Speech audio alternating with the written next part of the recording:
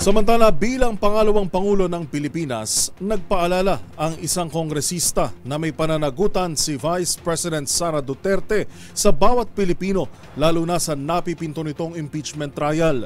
Ito'y sa gitna ng pananatili ni VP Sara sa the Netherlands bilang pagbisita sa kanyang ama na si dating Pangulong Rodrigo Duterte na nakadetine ngayon sa ICC Detention Center. Narito ang report ni Milky Regunan.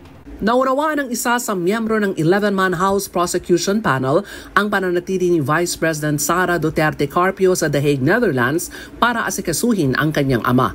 Ayon kay Representative Lawrence Defensor ng Iloilo at miyembro ng 11-man House Prosecution Team, may tungkulin na dapat harapin sa bansa si VP Sara. Hindi rin ito dapat maging dahilan para manatili sa Netherlands ang Vice Presidente kapag nagsimula ng impeachment trial.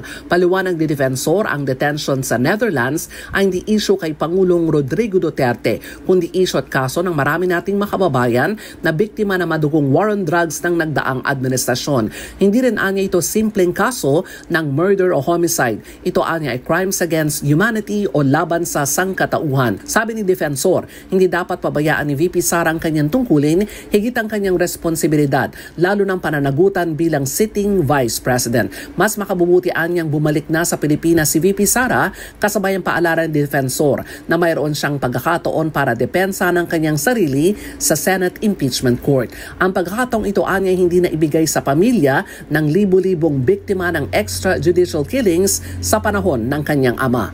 Para sa MBC TV Network News, ako si Milky Regunan, una sa Pilipinas, una sa Pilipino.